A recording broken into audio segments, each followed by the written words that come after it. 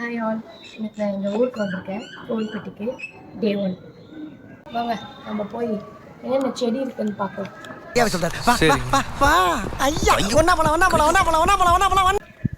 இது வந்து செம்பருத்தி சரியா,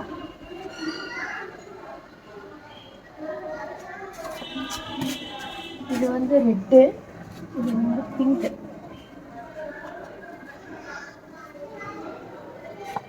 அப்புறம் இந்த பூ கூட சொல்லுவாங்க. இந்த பூ வந்து எங்கள் வீட்டில் சீடே இருந்தது, சங்குப்பூ. ஆனால் இன்னும் நான் வந்து எங்கள் வீட்டில் நட்டு வைக்கல சென்னையில். பட் இங்கே வந்து எங்கள் அப்பா பெருசாக வச்சுருக்காரு, வளர்ந்துருக்கு. அப்புறம் இங்கே பாருங்க, பப்பாளி அப்படி இருக்கு, காயாக இருக்கு, பழுக்கட்டும். ஆனால் அது பழுக்கத்துக்குள்ளே நான் ஊருக்கு போயிடுவேன்.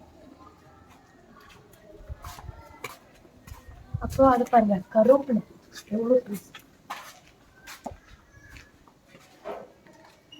அது தேங்காய் சட்னி எங்கள் அப்பா செஞ்சார், அதுக்கு இங்கே இருந்தால் கருவேப்பிலை பறிச்சு போட்டேன். அங்கேயும் இருக்கு, இந்த பக்கமும் இருக்கு. நான் அதை அப்படி சுற்றி போய் காட்டுறேன். ஓகே வாங்க பார்க்கலாம். இது வந்து வெள்ளைப்பூ, வெள்ளைக்கண்ணு. இந்த பூ பேர் தெரியல. இந்த பூ பேரை மறந்துட்டேன். நல்ல ஸ்மெல் வருது, உனக்கு தெரியுதா பாரு. முல்லைப்பூ ஸ்மெல் வருது.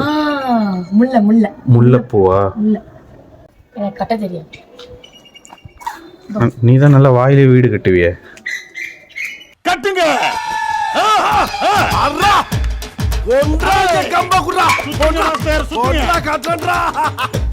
என்னையா ஆள் மட்டும் சுத்தா கம்பு சுத்தி இழுத்து பேச பண்ண.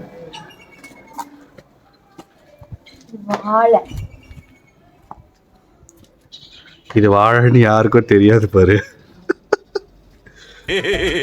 ஏன்டா நாய் மாதிரி சிரிக்கிற?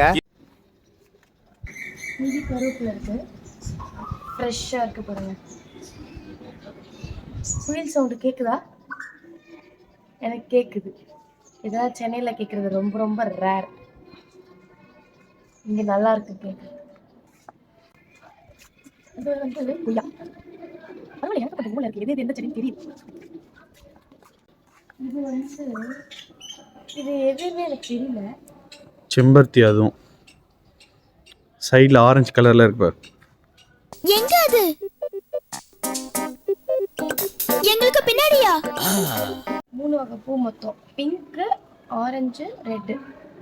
இங்கே பாருங்க, உள்ளேருந்து ரெட்டு வந்து அழகாக இருக்குல்ல.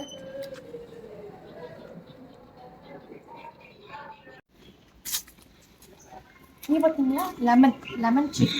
சாரி, மரம்.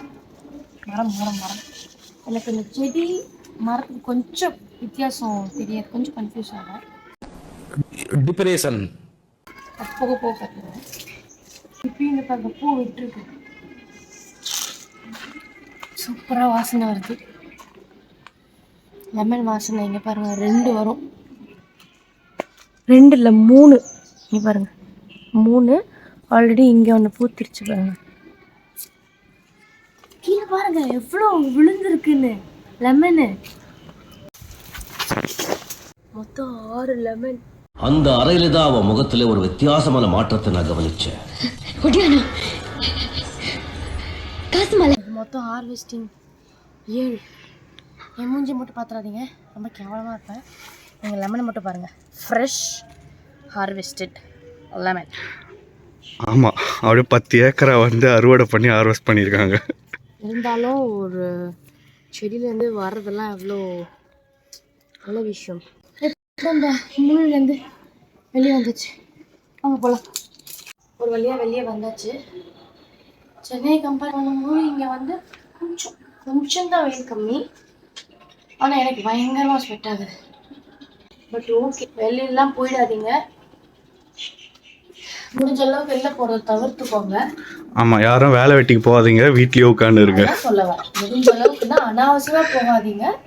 வேலைக்கு போயிட்டு வீட்டுக்கு வந்துடுங்க. ஈவினிங் டைமில் வெளியில் போகணும்.